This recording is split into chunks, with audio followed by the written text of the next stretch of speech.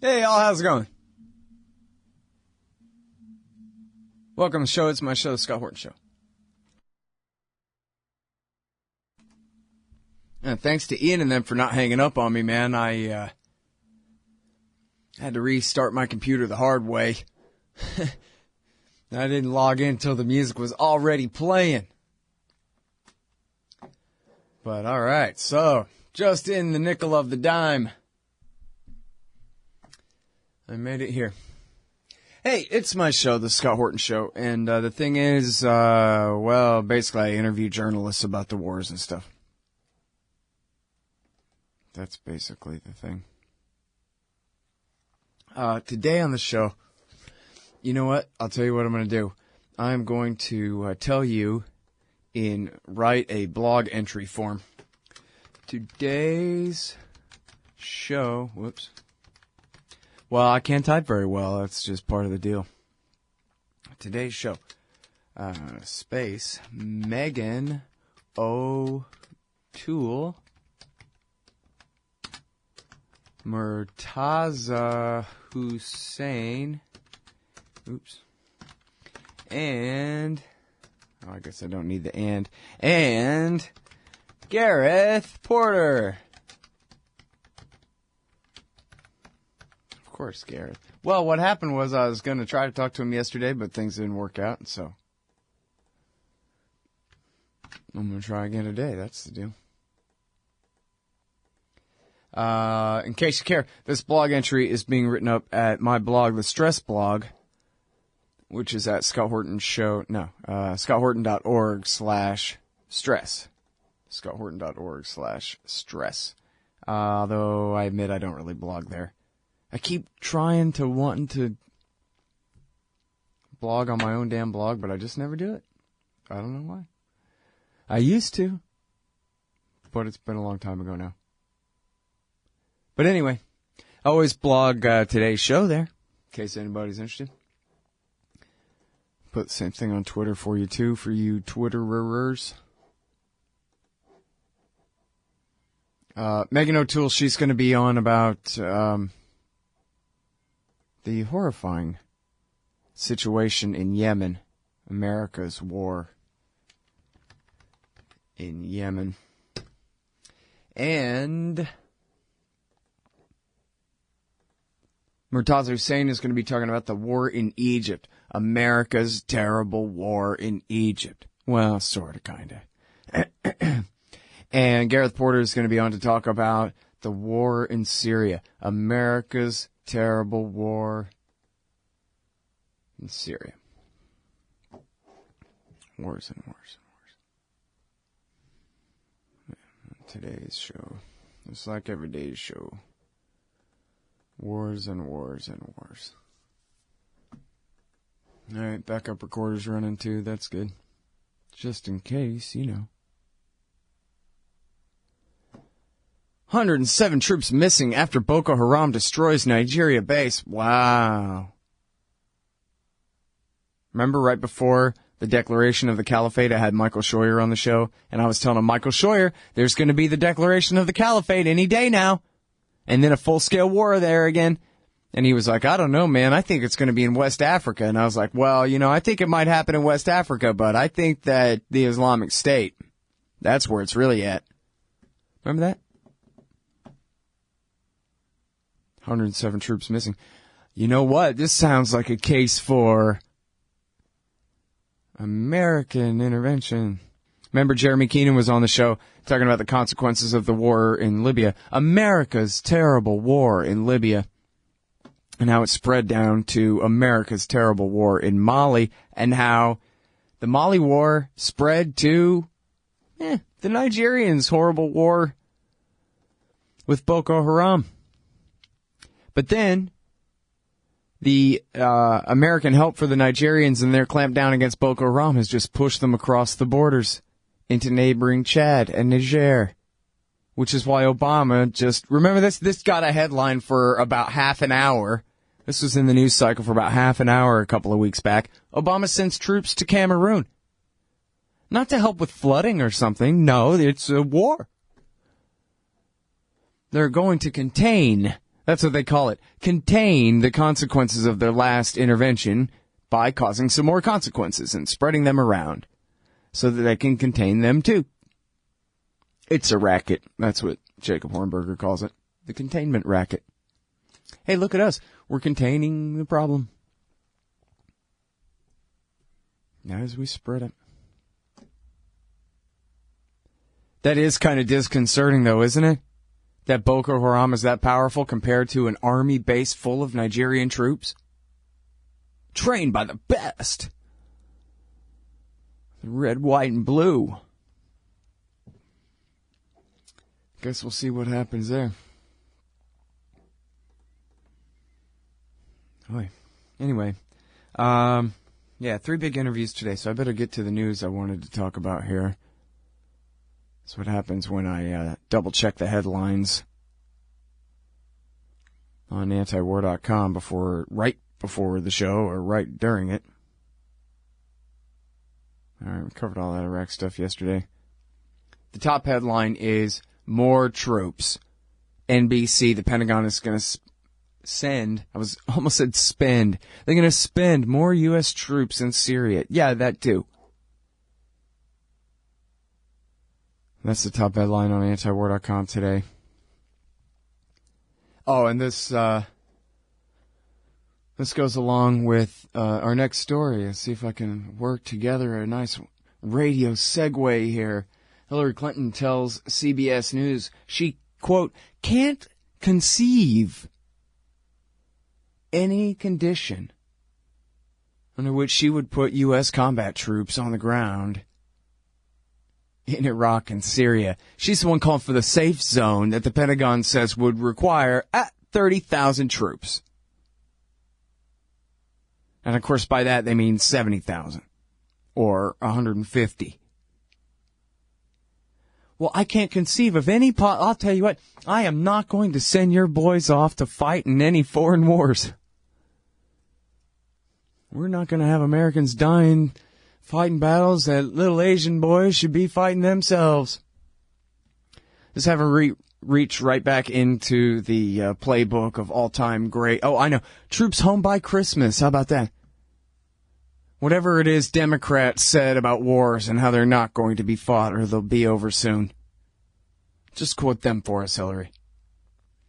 And that is the segue into, sort of kind of clumsily, into this other article. The very odd effects, and this is the Washington Post, so that's why to them.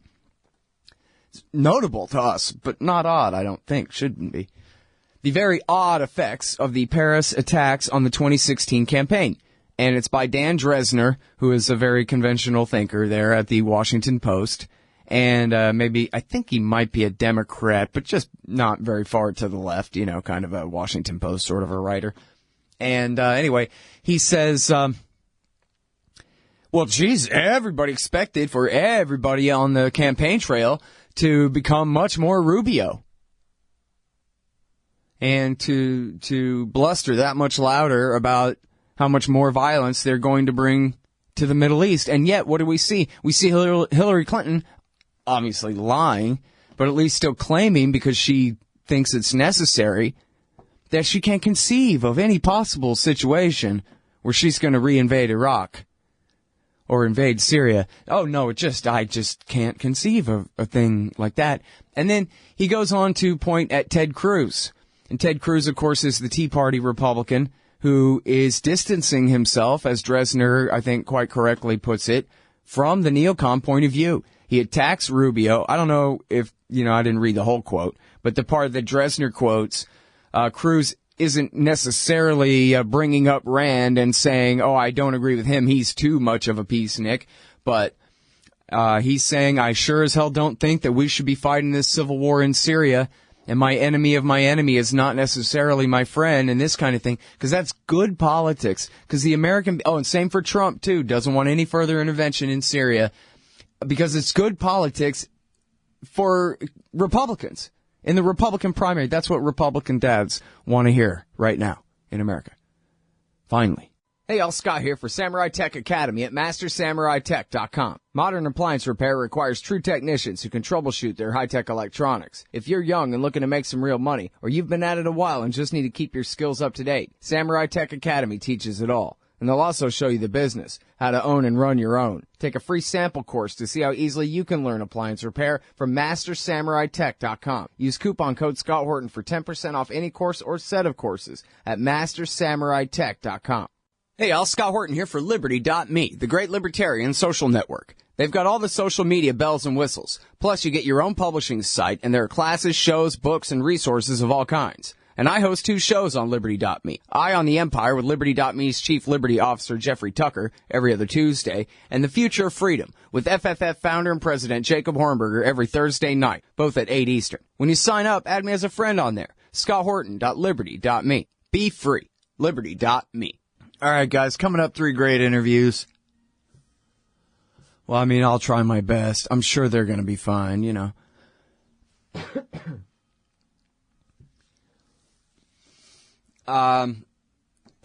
Here's how to support this show. You go to scotthorton.org/donate. Read all about it there. I'll take you bitcoins. I'll take you dollars. Obviously, PayPal is easiest. You can sign up for monthly subscriptions where you donate $5 a month, $10 a month, $20 a month, as people do. I am very appreciative, by the way. And yeah, you know, one-off donations are fine, whatever you got. There's one guy donates a penny a week. That's pretty good, dude. 50 cents a year, 52.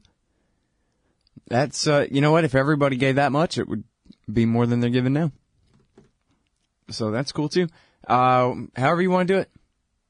I sometimes wonder whether you tried to sign up for $10, but probably not because it's weekly, you know. I think it's just, hey, here's what I got, man. It's a penny. Take it. All right, cool. That's cool. Anyway, so, but what I really like you to do is advertise your company on the show. And if you do that, if I can get a few more of you guys to do that, then I won't have to, you know, seek donations at all. I'll just barely make a living, and that'll be fine. But I got to bring this stuff up every once in a while. Need y'all's support. And for those of you who like it, I know from your emails and from talking to you and stuff that you really like it. So if you really do, it's sort of like, you ever see on The Simpsons? I guess it's an anachronism now, but when they go to the museum and it's a suggested donation, and Homer's going, what? You don't have to pay, but you expect people to pay anyway? What? That's what it is, basically. You don't have to. But if you donate money to support the show, or you buy ads on the show, something like that, then you're helping other people get it for free. So that's nice. It's the end of the year. It's been a bad year for the world. You got to have somebody telling the truth about it all the time, right? ScottHorton.org/donate if you're interested. Okay, now I got to go back to the politics thing here for a second. Can't help it. I'm sorry, guys. I really am. I can't help it. I got to talk about Rand Paul. And what a world historical level failure he is and has been. And how horrible his campaign for presidency has been. And what a letdown. Jesus. You know what it is? It's like Ron Paul is a Federal Reserve generated bubble, and then Rand is the crash. He's just so damn disappointing.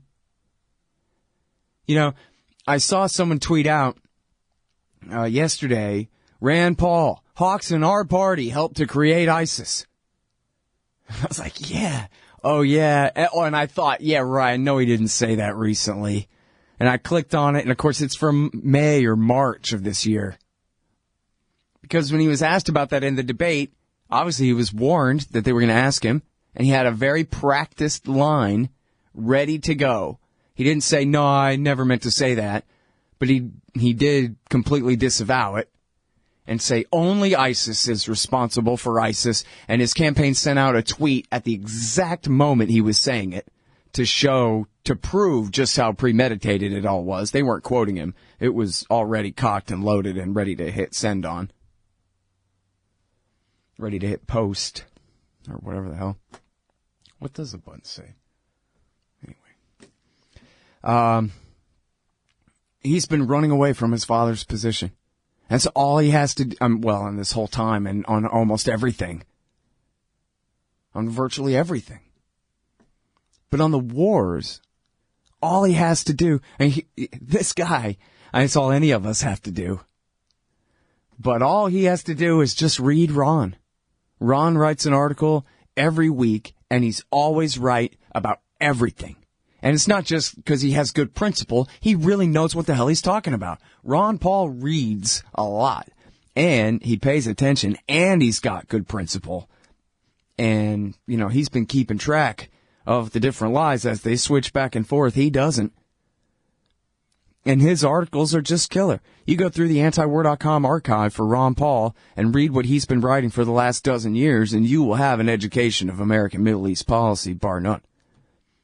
It's great. He's as good as Justin. Maybe more consistent, actually. But Rand is just blowing it. And you can see the conventional wisdom at play here, where Ted Cruz goes, well, I want to sound a little bit like Rand, but a little tougher, right? Well, I'm all for killing people for the national interest, but I don't go for this building democracy and supporting moderates and all this hippie crap, right? He's accusing Rubio of being a Hillary Clinton do-gooder. He's not calling him George W. Bush, same thing. But he's saying, all this remake the world for their own good stuff? Nah. Give me good old-fashioned American interests only. That's what Ted Cruz is saying. And what Rand is saying is, yeah, like me. See, I'm like Ted Cruz. That's what I think, too. But that's not his spot. His spot is national interest. Let me tell you about national interest, all right? The entire empire should be abolished immediately. That is in America's national interest. Start yesterday. That is America's national interest, and let's fight about it. Korea, Iran, Iraq, ISIS, Assad, or Baghdadi, any of these things, let's squabble. All Rand has to do is read his dad and understand it and say that. But he won't. He could be moving the ball forward for peace and for liberty in American society right now, maybe even in a way that would, outshine his father in comparison kind of thing, because he is a senator and not just a humble congressman. And when Ron ran for president in 2007, when he announced he was running for president, he had run as a libertarian back in 88, but that kind of doesn't count. When he first started running in 2007, no one in America had heard of him except us libertarians, right? There was one of us in every neighborhood who had heard of him, but nobody else. So he had to go from no name recognition whatsoever to the global phenomenon. All Rand had to do was say, oh, hell yeah, what my dad says is right. I'm, whatever. I'm my own man and everything, but he's a brilliant genius. Listen to him. That's all he had to do. And say he's just like George W. Bush. Yeah. I know better than my dad. What does he know? I know what to do. And said, nope, he doesn't know what to do. He sucks. He's completely blowing it. You got Donald Trump doing just like Cruz. And Cruz is mimicking Trump in this, too. Oh, yeah, we're hardcore right-wing nationalists when it comes to killing people in limited circumstances. But we're not for this, unending global empire thing.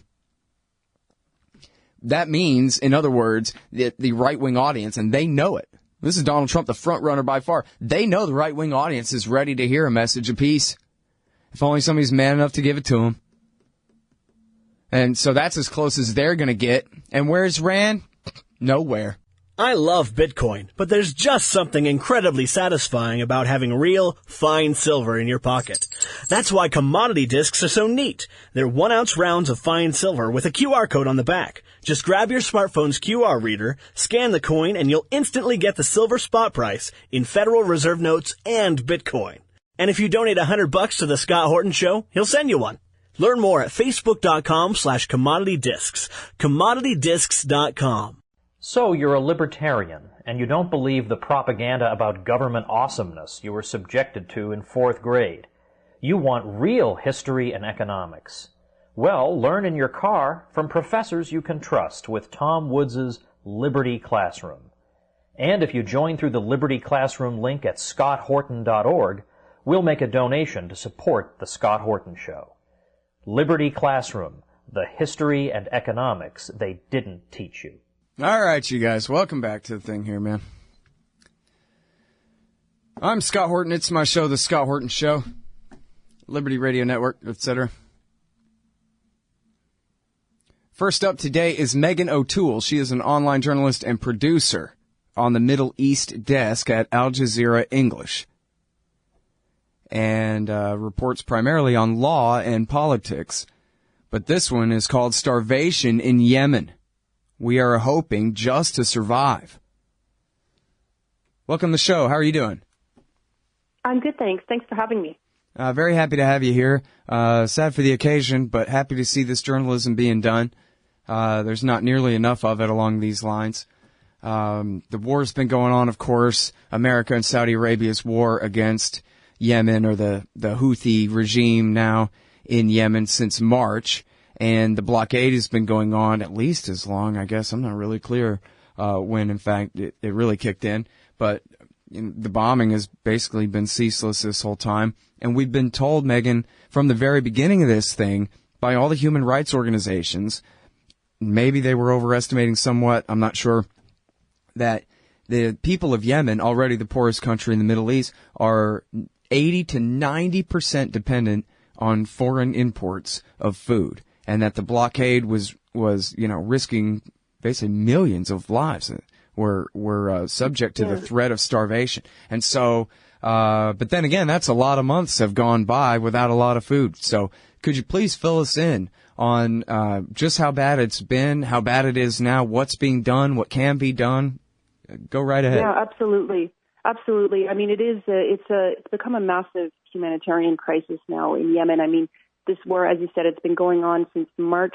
There are people across the country who have basically reached a crisis point. The latest numbers actually are saying that basically around 14 million people in Yemen, so that's more than half of the people who live in Yemen, have become food insecure, and of those, 7 million are severely food insecure. So, a huge amount of the population is having trouble just putting food on the table. And, of course, there's a variety of reasons for that. There are various areas that are under siege. There are the ports, difficulty in getting any ships in because of the situation in Yemen. Jobs, people have lost their livelihoods. They've been displaced from their homes. They've had to leave everything behind. You don't have functioning water in a lot of homes. There's just this confluence of factors that have led to millions of people being in a state that's really, it's an emergency state, is what it's categorized as. And there is a risk of, mass famine in Yemen. It's reached a point that people are starting to realize something needs to be done. And, of course, there are humanitarian organizations trying to do what they can, but it's quite challenging to operate in Yemen today, unfortunately. Mm-hmm. Well, and that's really a big part of it, right, is even the relief organizations and the media have so much trouble traveling there compared to the average war zone, Megan? I don't know. Seems like they're not able to help very much, huh? Yeah, I mean, it's difficult. I mean, obviously, the fighting has targeted some key infrastructure. I mean, there's bridges that have been damaged and destroyed. There's borders that have been shut down. There are issues getting food in and out of the port areas because, of course, there's this arms embargo that's been in place. And so there's a lot of inspections that need to be done on any large commercial ships, and some of them have been turned away. It's a very difficult area, and there's parts of the country that are very difficult to reach as it is, and even harder when you have some of the main roads and key infrastructure like that destroyed. So as much as there are groups that are trying to assist, it's challenging. And we have cities like Taiz as well, where basically the Houthis have laid siege to the city now. So everyone in there is kind of trapped in this worsening state. I mean, across the country, it's really difficult right now for people. Mm-hmm. But now, are people actually starving to death? They always seem like they're on the brink of it, and more on the brink, but are they really dropping dead of no calories, or how's it going? Yeah, I mean, I don't know that there's necessarily figures on exactly what that is. I'm sure we'll start to see more of that as this continues, but certainly families that we've spoken to at Al Jazeera have talked about how difficult it has become for them. I mean, it just in order to put meals on the table for their family at night. So there's a variety of ways that people are coping. I mean, some people have started cutting down the number of meals that they're having per day. So maybe they'll just have one meal a day instead of three. They might skip a meal. They're eating different foods as well, which is also a bit of a problem. Not getting necessarily all of the nutrients they need because more expensive foods are cut. So things like meat and vegetables and some dairy products were among the top products that people are cutting out. You're also seeing food prices rising dramatically. So things like a bag of wheat, it's just I think something like 50% higher than it was in February now. So, I mean, it's a challenge for people to get even the basic food items that they need. And so people have made a lot of changes. It's the kind of situation where if it continues like this for much longer, it's going to be very difficult for people to survive, especially as we get into the winter season. Yeah.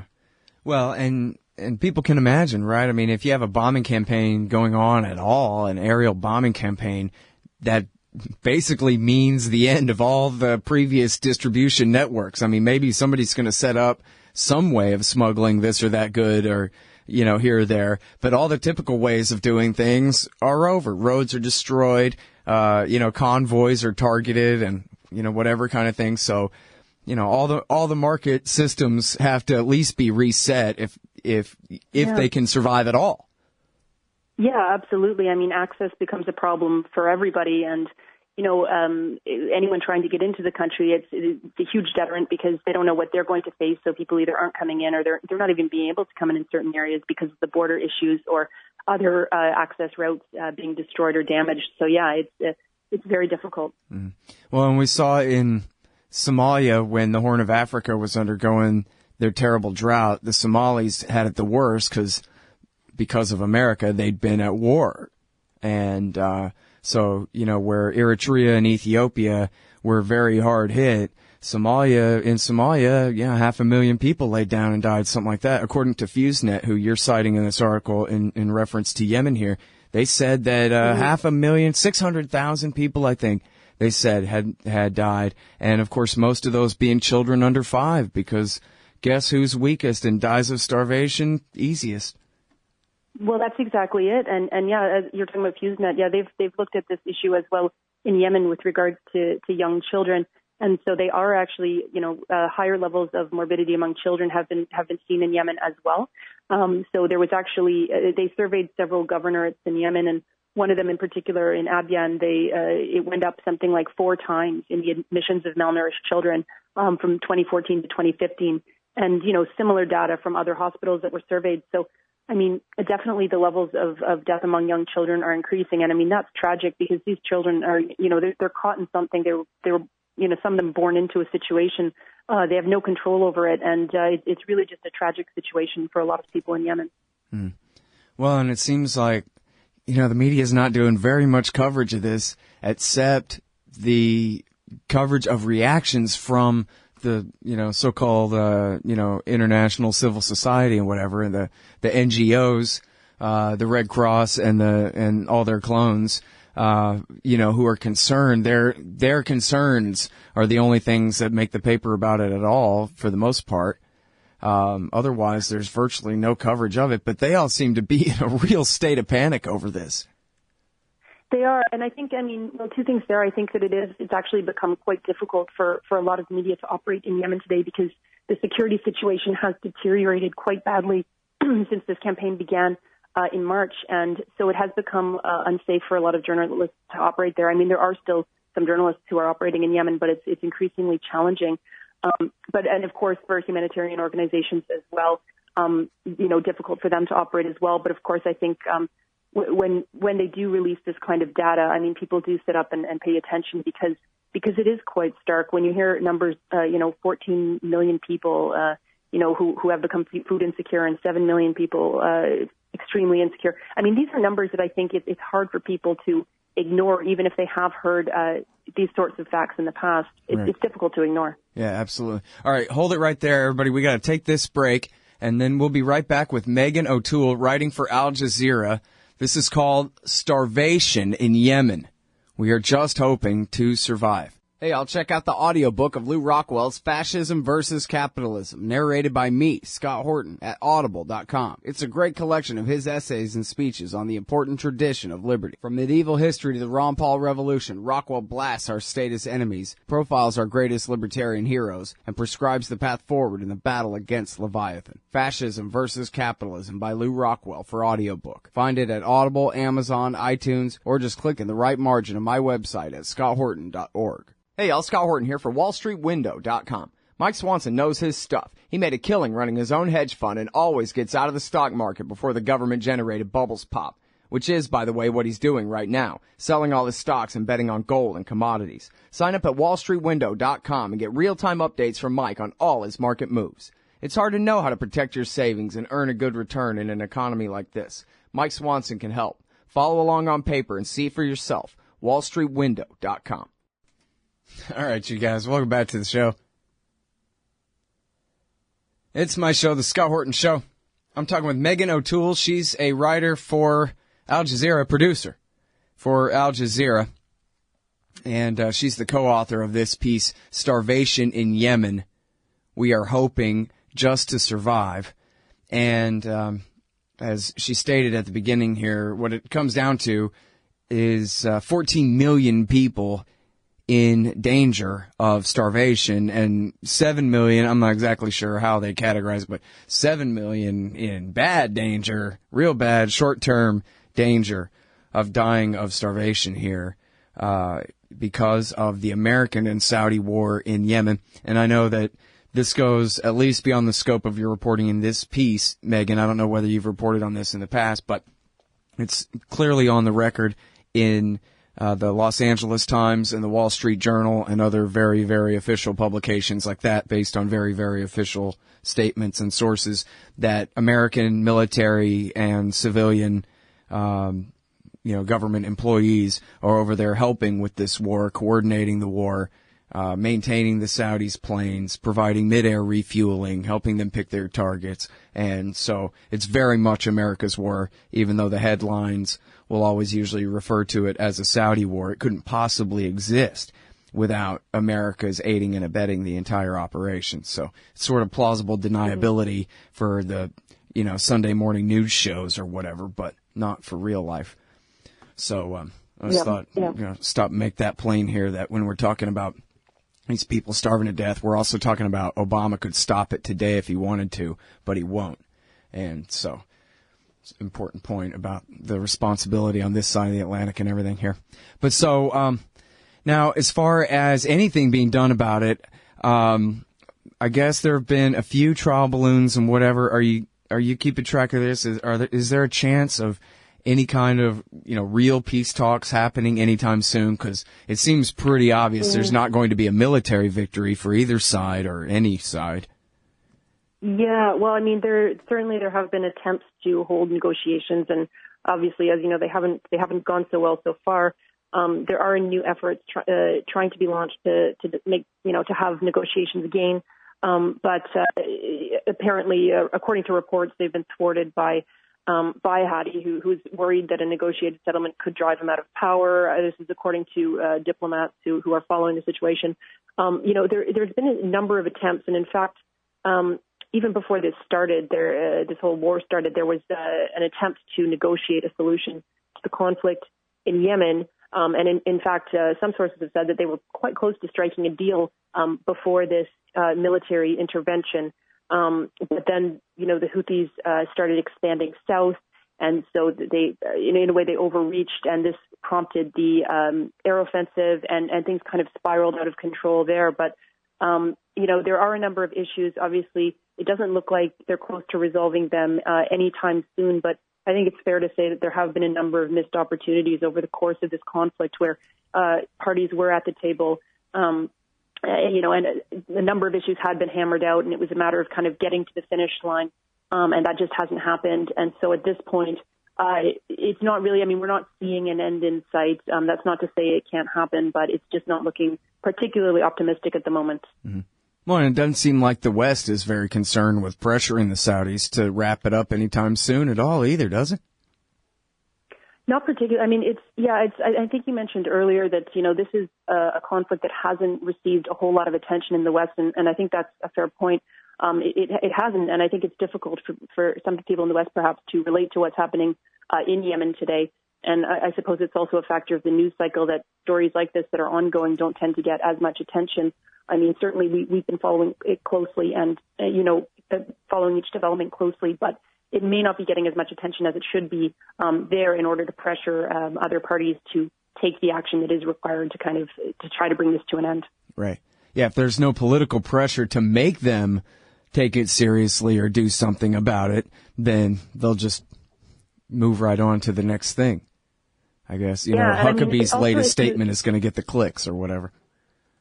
Well, this is it. And I mean, also, if you look at the situation in the Middle East region right now, I mean, there are so many other conflicts ongoing. It's almost like this one has been somewhat sidelined by the amount of other conflicts ongoing. I mean, the war against ISIL right now is getting the majority of attention. And while that impacts all areas of the Middle East, obviously Yemen as well, attention is being focused right now on Iraq and Syria, the heartland of ISIL.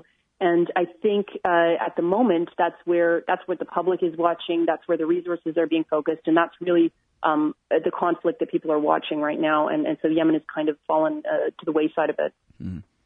Well, and of course, ironically, we're fighting a war for the Islamic State and Al Qaeda, their competition there in Yemen right now, at least in effect, by fighting their worst enemies, the Houthis. Well, yeah, I mean, what's interesting in Yemen is, of course, we've seen that Al Qaeda they've taken advantage of the situation in Yemen to basically expand their reach. I mean, the situation of chaos is something in which they thrive, and so there was incidents where Al Qaeda has freed hundreds of their prisoners, in parts of the country where basically things have fallen into a state of chaos, and certainly taken advantage of this situation to recruit and to bring their numbers up. So that's a great concern as well, because it's well known that groups like Al Qaeda can use these situations to their advantage, and that's certainly what they're doing in Yemen. Yeah, and now I guess it sounds silly to put it this way, but is it somewhat true that this comes down to a fight between a former president and his replacement vice president, and they're the armies that each side is leading here? Yeah, I mean, it's a complicated situation. I think there's more to it, but I think it can be boiled down to, I mean, certainly the Houthis have links to Ali Abdullah Saleh, the former president of Yemen, and a lot of this conflict is they have been targeting supporters of the 2011 uprising, and comments have been made that the reason negotiations failed in the past was because the Houthis and the Salehs, their alliance was only interested really in putting an end to Yemen's transitional period, and that's what this conflict was about. I mean, so it's interesting. You're just basically watching this power struggle unfold, and the Houthis did take over quite a bit of territory before this event started. I mean, this was going on for a while before the Saudis intervened. So it comes down to a power struggle. Ultimately, that's the simplest way to put it, I would say. Mm-hmm. Well, and it's amazing that Saleh has teamed up with his enemies, the Houthis, who he had attacked on 4 different occasions. He started real wars with, I think, 4 different times before, and now he's allied with them. And, well, let me ask you about this, if you know about it. And I'm sorry, because it's not in your article, but, as long as we're talking Yemen war.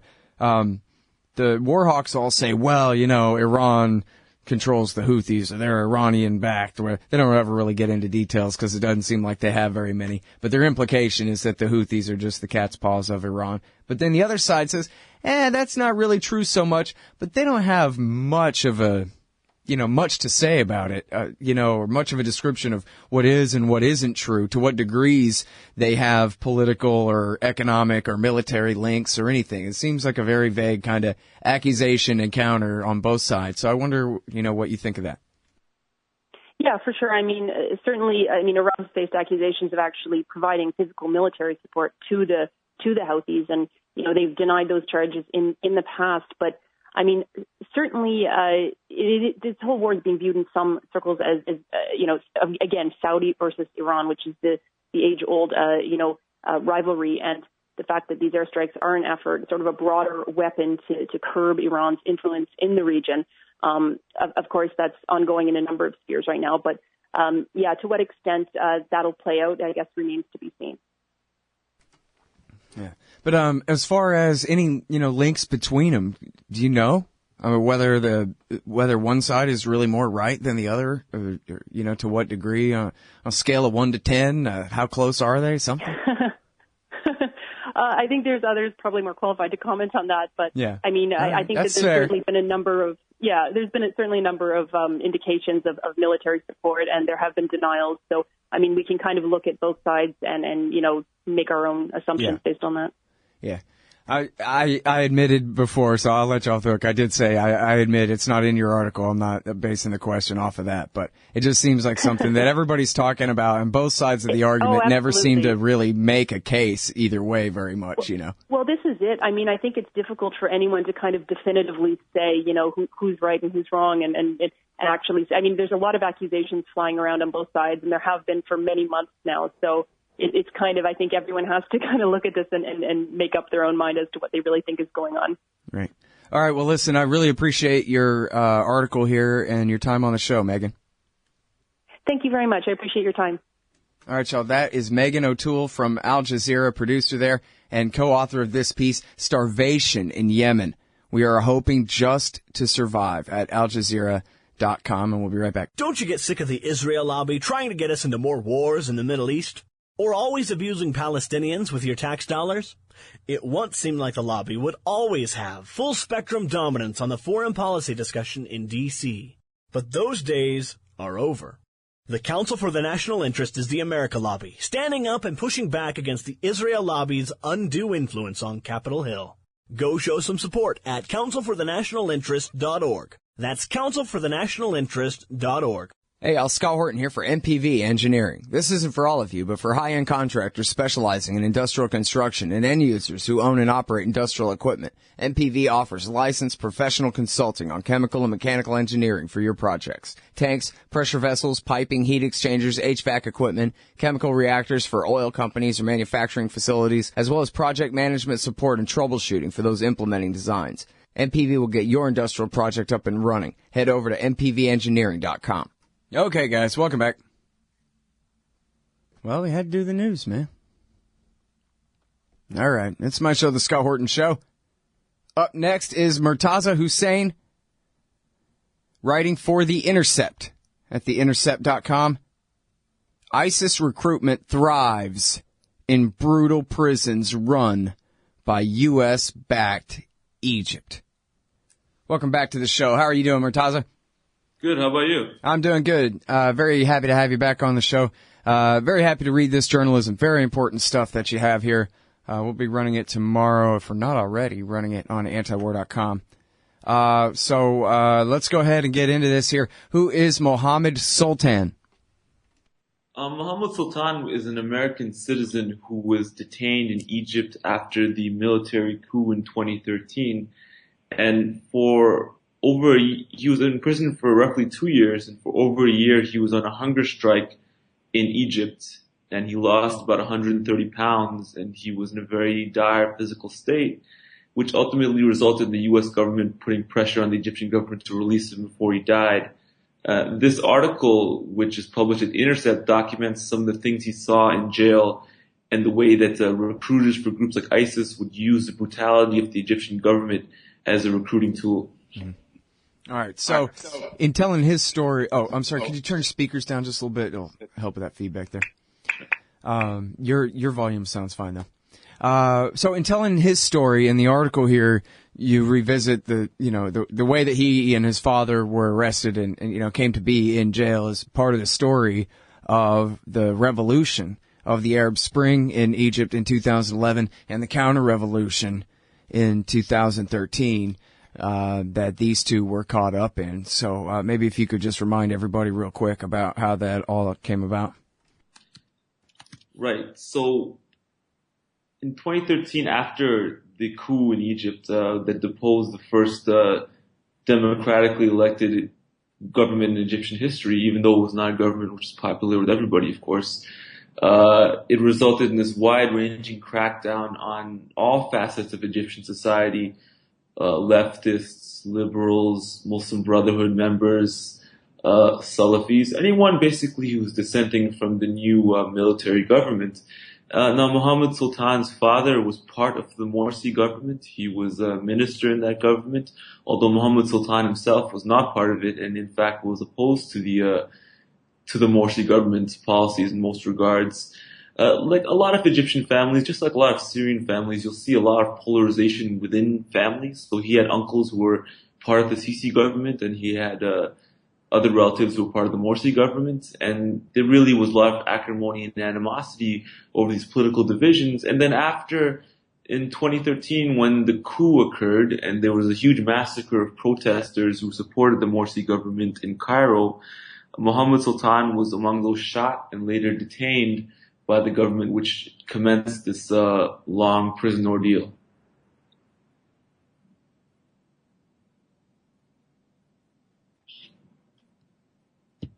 Hello?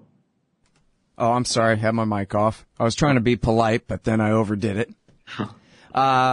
You say that while Mohammed Sultan was in prison, that the Islamic State, there are different factions, all, as you say, they were all rounded up together, whether they had anything to do with each other or not, and they're all kind of in there, and that the Islamic State is a very powerful faction. I guess we could think of, parallels to, I don't know, white supremacist gangs in American prisons or something like that. They're one of the dominant factions in there.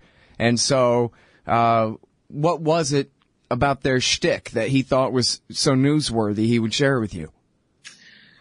There are so many different factions in these prisons, and Islamic State doesn't really have a presence in Egypt per se, but the nature of the group is that it's not really, you don't have to fill out a membership form or be part of anything. You can just pledge allegiance to it.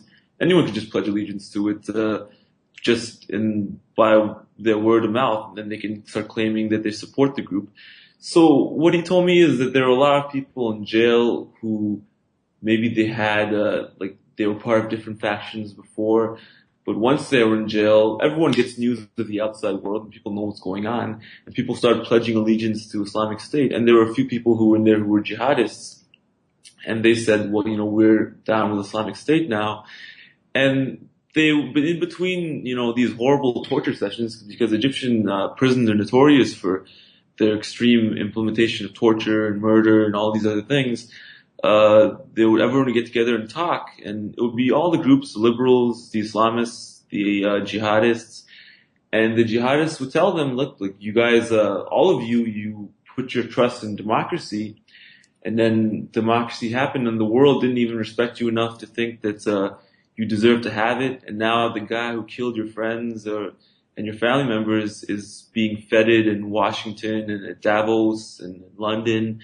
And all these world leaders are shaking his hand and arming his regime, and no one cares about you. And he said, what he told me is they'd listen to these guys give their talk on the subject, and at the end of it, no one really knew how to rebut it, because technically it was all true. And their conclusion was, well, you should join ISIS, and because the world only understands force, and at the end of the day, they don't believe in values, and the only thing they understand is violence. And he said that everyone was speechless just because of the gravity of the situation they were in and the things which were being said. There was not really any other alternative argument to make. They just were quiet. Yeah. It's such an amazing story. Adam Morrow from Interpress Service is a journalist who lives there in Cairo. And we talked about all of this in real time, from the real revolution that overthrew Mubarak through the counter-revolution, the fake one, a year and a half later there, and how it all happened, and how the Muslim Brotherhood, like them or not, however you characterize them, they were rich old men, and therefore conservative. They're not fire-breathing, suicide-bombing radicals like Ayman al-Zawahiri and al-Qaeda, or even maybe Syrian Muslim Brotherhood guys who, had maybe even more reason to be that much more radical, that kind of thing. But this was basically the civilian Republican Party of Egypt. And what America did was, and it was so obvious at the time, again, it's not even told you so, or, 2020 hindsight kind of thing. It's more, told you so in real time, that by overthrowing them and rounding up all their supporters and putting them all in prison, all they're doing was proving Al-Qaeda right. That America doesn't really support democracy, and if they ever had democracy and if we had self-rule in our own countries, then we would kick them out. And so they'll never allow it.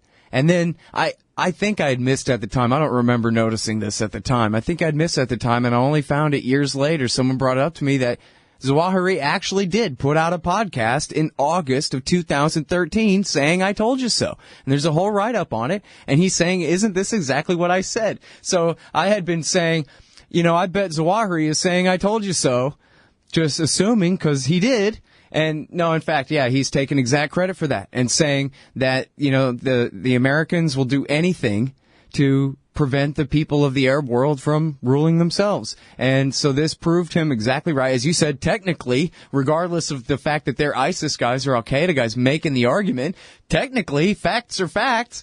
And so what are they supposed to do about it? It just makes perfect sense that somebody fresh out of the torture chamber is going to find this argument appealing, just like Ayman al-Zawahiri found it appealing, as you note in your article, back in the late 70s or 80s, whenever it was, when he was rounded up with the rest of the Muslim Brotherhood and was tortured by Mubarak. Yeah, exactly. It really sucks, but it just plays exactly into their narrative. And the birth of Islamic radicalism, it happened in Egyptian prisons. That's where it happened in the post-colonial era with the torture of all these guys and people like Sayyid Qutb, who ended up being the most, and Ayman Zawahiri, who ended up being the most influential and dominant figures in this movement, in the modern era. It's because these guys all underwent the horrible torture of the Egyptian prison system, which the U.S. has long known as abusive, and, they've even used that abuse to their advantage in certain circumstances by sending people they know or they want to have tortured to Egypt. There was this famous quote by Robert Baer after 9/11. He was a former CIA agent saying that when we wanted someone to disappear and never see them again, we'd send them to Egypt in our rendition program. Absolutely. All right, now, I'm sorry, hold it right there. We'll be right back, everybody, with Murtaza Hussain from The Intercept. You got to read this thing. ISIS recruitment thrives in brutal prisons in U.S.-backed Egypt. Hey, y'all, guess what? You can now order transcripts of any interview I've done for the incredibly reasonable price of $2.50 each. Listen, finding a good transcriptionist is near impossible, but I've got one now. Just go to scotthorton.org/transcripts, enter the name and date of the interview you want written up, click the PayPal button, and I'll have it in your email in 72 hours max. You don't need a PayPal account to do this. Man, I'm really going to have to learn how to talk more good. That's scotthorton.org/transcripts. You hate government, one of them libertarian types, or maybe you just can't stand the president, gun grabbers, or warmongers. Me too. That's why I invented LibertyStickers.com. Well, Rick owns it now, and I didn't make up all of them, but still, if you're driving around and want to tell everyone else how wrong their politics are, there's only one place to go. LibertyStickers.com has got your bumper covered. Left, right, libertarian, empire, police, state, founders, quotes, central banking. Yes, bumper stickers about central banking. Lots of them. And, well, everything that matters. LibertyStickers.com. Everyone else's stickers suck. All right, you guys, welcome back to the show. I'm Scott Horton. I'm doing interviews, as is my wont.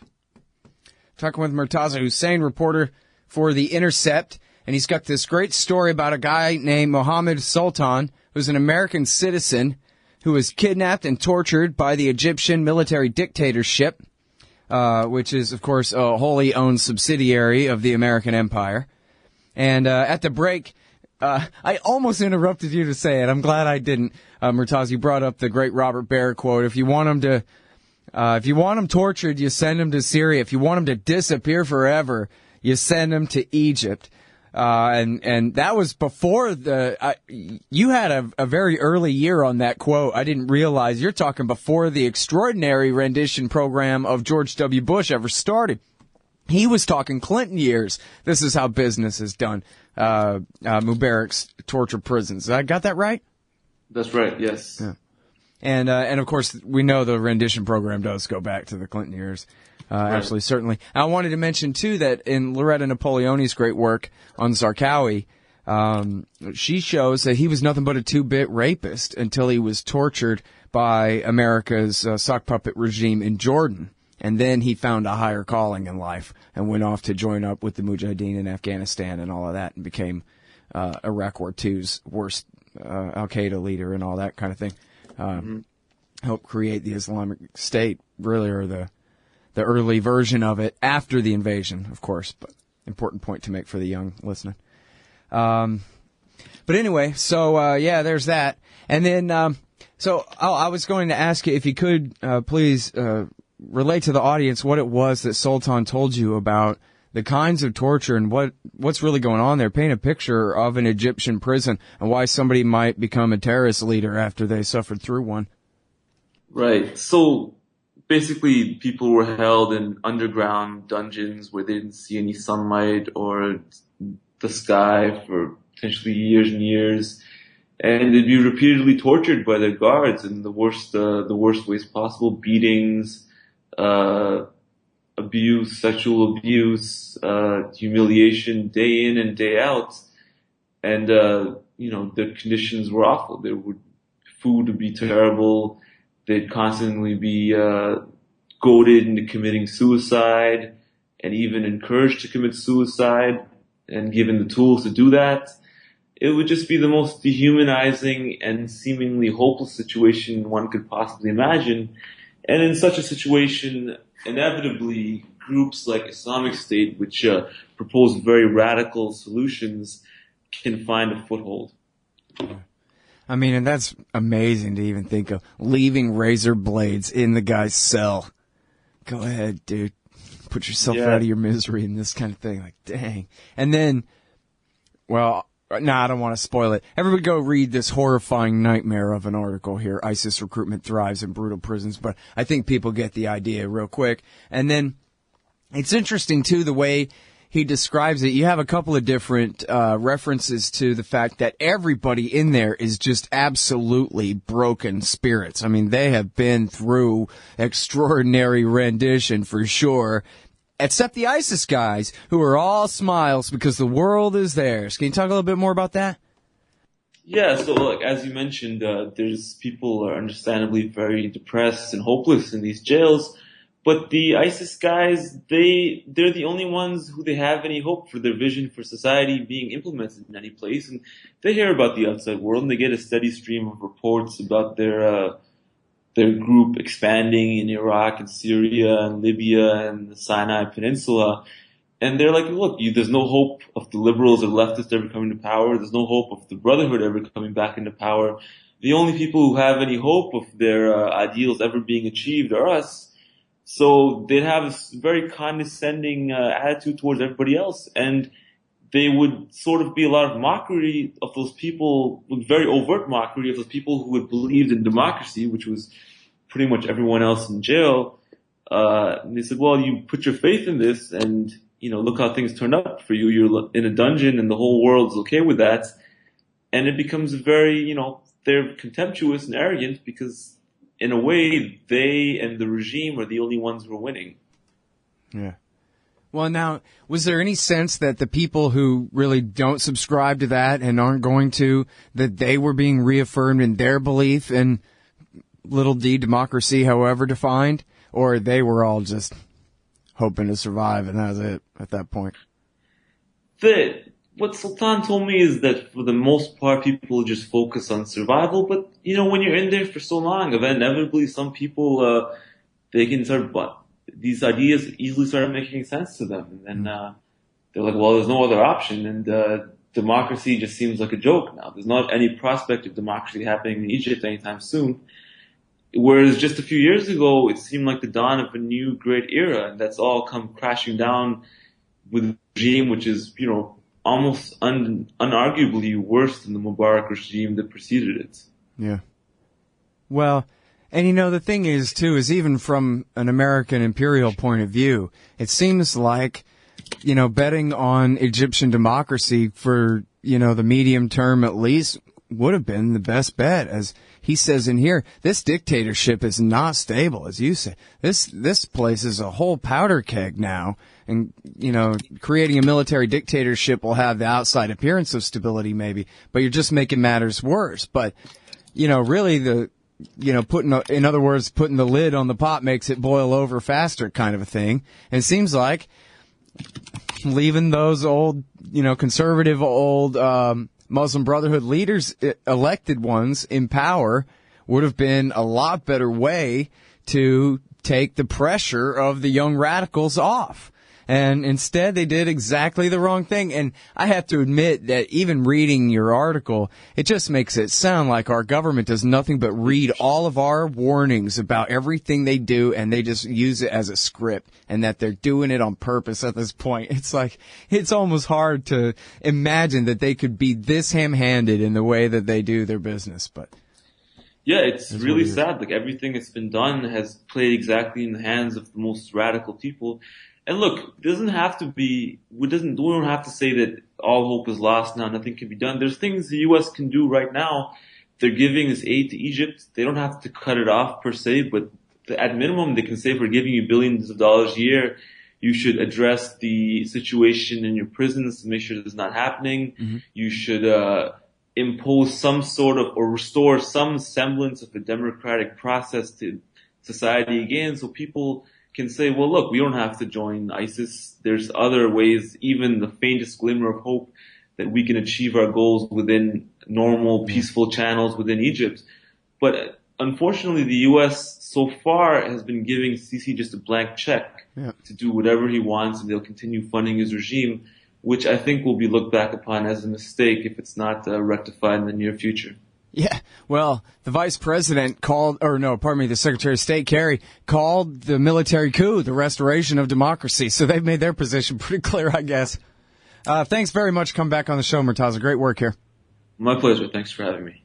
That's Murtaza Hussein Yali's at The Intercept. ISIS recruitment thrives in brutal prisons run by U.S.-backed Egypt. Hey, y'all, Scott Horton here. It's always safe to say that one should keep at least some of your savings in precious metals as a hedge against inflation. And if this economy ever does heat back up and the banks start expanding credit, rising prices could make metals a very profitable bet. Since 1977, Robertson Roberts Brokerage Inc. has been helping people buy and sell gold, silver, platinum, and palladium, and they do it well. They're fast, reliable, and trusted for more than 35 years. And they take Bitcoin. Call Robertson Roberts at 1-800-874-9760 or stop by rrbi.co. Hey, Scott Horton here to tell you about this great new book by Michael Swanson, The War State. In The War State, Swanson examines how Presidents Truman, Eisenhower, and Kennedy both expanded and fought to limit the rise of the new national security state after World War II. If this nation is ever to live up to its creed of liberty and prosperity for everyone, we are going to have to abolish the empire. Know your enemy. Get The War State by Michael Swanson. It's available at your local bookstore or at Amazon.com in Kindle or in paperback. Just click the book in the right margin at scotthorton.org or thewarstate.com. All right, you guys. Oh, yeah. Headphones. Hey, I'm Scott. It's my show, The Scott Horton Show. I got Gareth Porter on the line. Hey, man, how are you doing? I'm doing fine. Glad to be back again. Thanks, Scott. Happy to have you. Hey, so everybody, Gareth Porter, he wrote the book Manufactured Crisis. It's the book on Iran's nuclear program and what it never was and what it is. Manufactured Crisis. Okay. Also, he wrote about 10,000 articles you should probably go back and read because they're really good.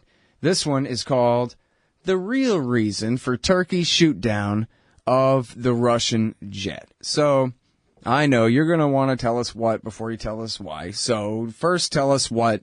The Turks shot down a Russian jet under what circumstances, Gareth? Well, the circumstances were that, it depends on what you mean by the exact circumstances. Well, you just go ahead and talk about whichever ones you think are important. The exact circumstances were that Russian planes were flying somewhere in the general vicinity of the Turkish-Syrian border, in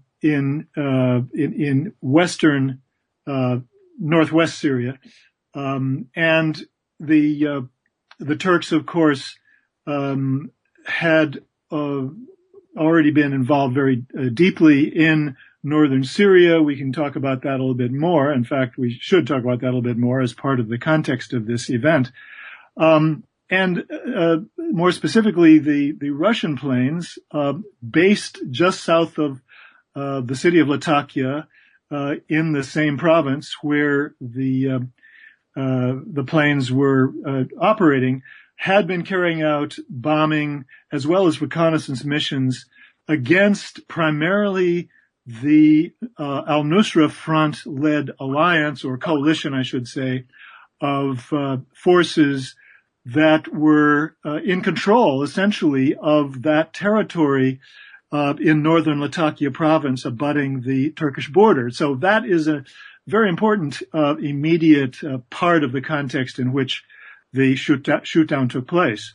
But more specifically, in terms of the claims made by both sides, the Turks, of course, claimed that the Russian planes had penetrated the airspace of Turkey for 17 seconds, and they referred and showed in their graphic of the event, their version of the graphic, that there was something that I call the parrot's beak. Really, it resembles the parrot's beak, which was made famous during the Indochina War, because it was the part of Cambodia that jutted into Vietnam. But I mean, it had a similar sort of shape.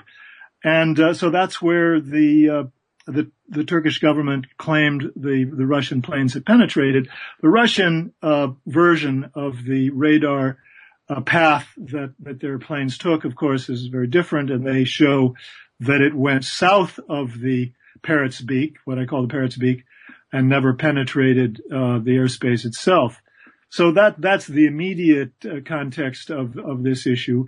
And the Turks were claiming that they had given 10 separate warnings to the Russian fighter pilots when they were in the sky, already in the air, over a space of just 5 minutes. Now, that in itself would be quite an important bit of information if it were true. But what I show in my article, and this is where we get into the analysis, is that it was impossible, given the speed of the Russian Su-24 fighter plane, based on the essentially a copy in some ways of the U.S. F-111 fighter plane. The speed was such that if the Turks actually gave warnings over a space of 10 minutes, if they began 5 minutes before the shoot-down, the Russian planes would have actually been flying in the wrong direction. They would have been flying away from the general direction of that parrot's beak of the Turkish territory. So that simply could not have been true, based on the known speed, which the closest I could come to estimating it is about 871 miles per hour, which is more than it's supersonic speed. And even if the Russian planes had slowed down somewhat from their general cruising speed at low altitude, which this flight would have been, it would not have been more than about 100 miles per hour less. And if so, it would still have made it impossible for the Turkish version of events to have been true. So that's the essence of my analysis of the immediate event itself. Mm-hmm. Yeah, it seems kind of funny that they would even say, oh, yeah, we were warning them for 5 minutes, when then their accusation is that they were passing over this very tiny little slice of territory. It's not even a consistent case they're making on the face of it, unless I missed a part. Their case was based on the notion that they had warned the Russian planes while they were on their way toward that space, that part of Turkish territory that jutted into Syria. Mm. But what I show is that even that was not true. I mean, it was simply impossible, because at 5 minutes before the shoot-down, the Russian planes, according to both the Russian and the Turkish versions of the flight path, was still so close to the final point of impact that it was impossible that it could have actually been 5 minutes before the event. because of how fast they were going. And again, according to both flight paths. So I think this is a very dramatically telling point, which of course has not made it into commercial news coverage of the event. Mm-hmm. All right, but then, so, okay, it's gone from doesn't make much sense to disproven, but then, so what does that show or prove, Gareth? Well, I mean, I think the point that I add to this analysis, which is most of my article, really, is that the Turks actually had issued 2 warnings just a few days before this shootdown, in which first the Turkish foreign minister and then the Turkish prime minister had warned the Russians in two separate events, but very closely connected in time, that they must cease their operations in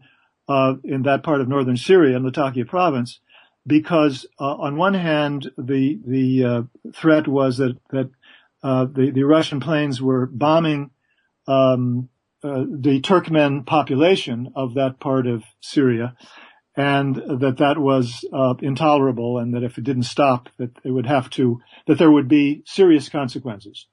That the Turks would ensure that there were serious consequences. The second warning was that the Turkish government was afraid that the continued bombing would produce a flood of refugees across the border from Syria into Turkey, and that too was unacceptable, and therefore Turkey would have to take actions, and specifically it was stated that those actions would be both in Syria and in Turkey. Now that's a pretty strong warning, suggesting very clearly that Turkey would take action which would not be limited to Turkish territory. So, I think that has to be viewed as a critical part of the understanding of what the Turkish government was up to in this event. All right, y'all. We'll be right back with more Gareth Porter. The real reason for Turkey's shoot down of the Russian jet at MiddleEastEye.net.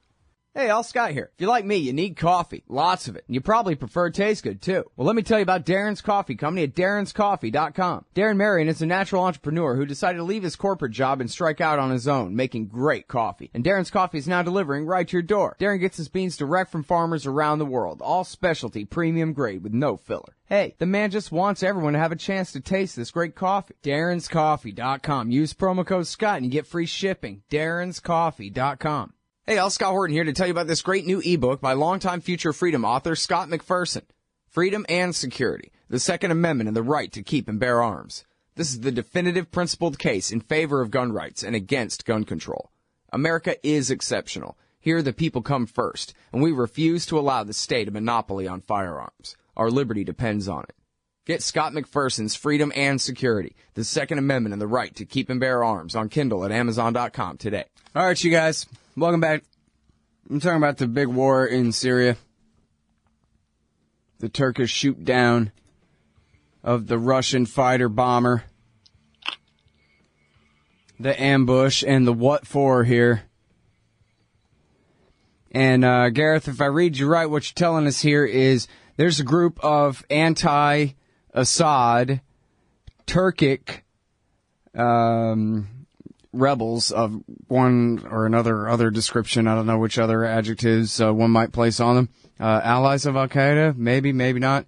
In effect, de facto, or de jure, I don't know.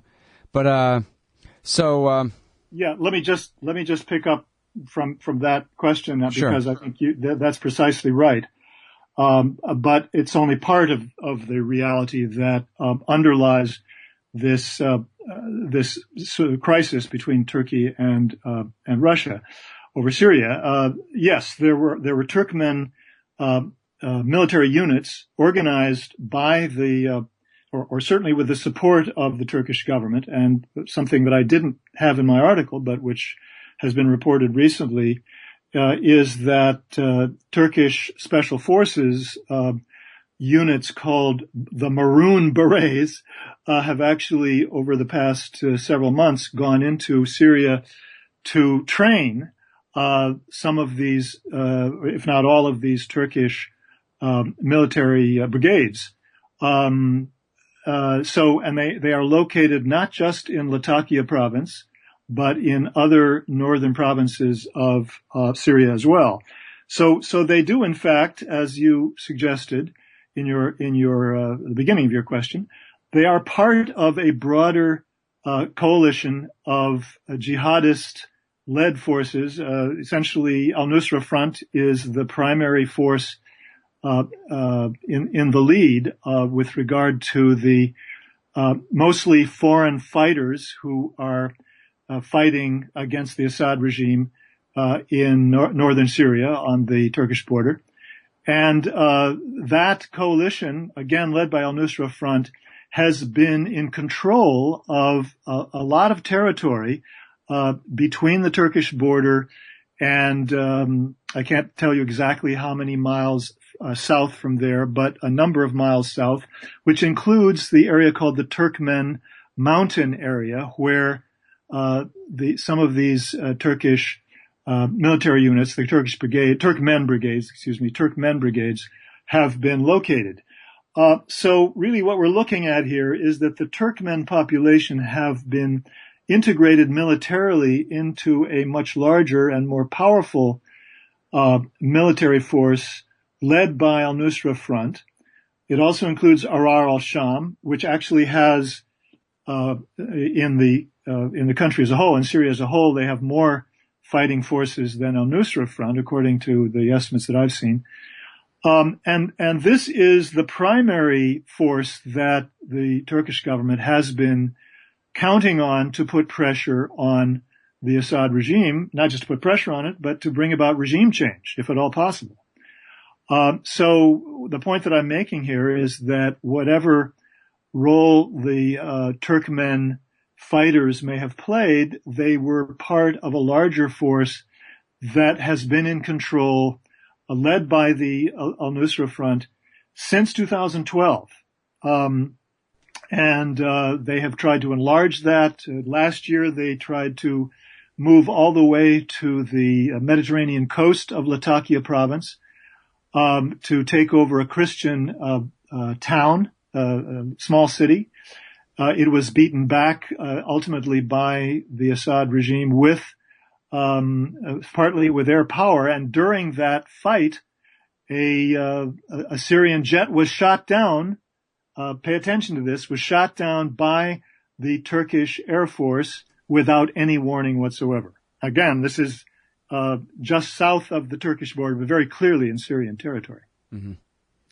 All right. So, well, I guess, answer me this. If Obama really wanted the Turks to back off their push for regime change in Syria, then we would know it because they would have to back off. And he's doing this at American behest, basically, right? I mean, is there any daylight I'm supposed to believe between American power and Turkish power on this?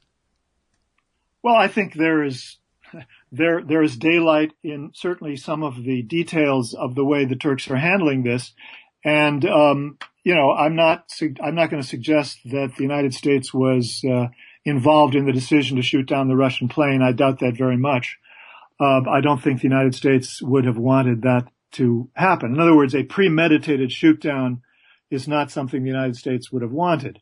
Now, of course, we know that the Obama administration has stepped up and said, yes, of course, Turkey has the right to defend their airspace, and essentially defended the Turkish view, the Turkish version of what happened in the shoot down. Even though I have reason to believe that the Pentagon knows better. I think that they've looked at the data and that they undoubtedly understand precisely what I just talked about just a few minutes ago. So the question is it's not so much whether the Obama administration has the potential or theoretical leverage to force this issue with the Turks. I'm not sure about the answer to that. It's in a sense a hypothetical question. What I do know is that the Obama administration does not have any incentive to call the Turks on the whole policy of deep involvement in supporting the jihadist forces in Latakia province and Idlib province. I'm so ignorant and naive, Gareth. I keep thinking that, well, after the fall of Mosul and the declaration of the caliphate, I mean, they're going to at least have to start slowly turning this thing around, right? And then a year and a half goes by, couple of attacks in Paris, one big one especially. Well, now they're going to have to, and even Hillary Clinton says at the Council on Foreign Relations, and Obama's former CIA chief, as you noted in a previous article, maybe we're going to have to prioritize and not get rid of Assad so soon. But they really don't seem to be turning this thing around at all. As you quote in your article to end here, hilariously, the President of the United States says, well, that's the Russians' fault, more or less, for when they should focus solely on Daesh. That is amazing. The idea is the Russians were in the wrong place at the wrong time, and it's their fault. You're absolutely right. Yeah, and they put themselves there because what are they doing bombing Al-Qaeda? Yes. That's what he's saying. Well, I mean, in fact, as I think we've talked about before on your show, the U.S. policy clearly does view al-Nusra Front, the Al-Qaeda franchise in Syria, as a part of the overall set of tools with which to put pressure on the Assad regime in order to achieve the explicit goal that the U.S. government now is stating that they're pursuing in Syria, which is to bring about a transitional government in which there's already prior agreement that Assad will step down at a certain point in the transition. They're not calling for the immediate dismissal of Assad, and they are claiming at least to be in favor of holding on to preserving the basic state structure, a secular state structure such as the one we see now in Syria, as well as the Syrian military. And I do tend to think that they are serious about that because the consequences of having that be destroyed are so immensely horrible that I cannot imagine that any semi-rational government would say, let's try to see if we can't do that. So I think that it's a fair, sort of summary of the actual policy that the United States is trying to achieve that goal. And I think what they're not saying, of course, but which is true, is that al-Nusra Front figures very strongly in that, even though the U.S. is not going to allow them to come to the negotiating table, is going to say, no, they're terrorists. We can't have any truck with them. But Ahrar al-Sham, which is their ally, their biggest ally, and fights alongside the Al-Qaeda people, is definitely going to be invited to participate, as well as other fighting brigades that are part of that al-Nusra Front-led coalition. Well, David Cameron, of course, they're having this big fight in the UK right now over the war in the parliament, and he says that there's 70,000 moderates that can be relied on to take on all comers here. That is one of history's great frauds, I must say. I mean, no one, absolutely no one, even those people who support the so-called moderates, really believe that for a moment. I mean, that was the theoretical estimate at the very height of the moderates back in 2011 or early 2012. And ever since then, of course, they've basically disappeared. And everybody knows that. And so Cameron is just blowing smoke. It's that simple. Yeah. Well, it's a hell of a story. Thanks for writing about it.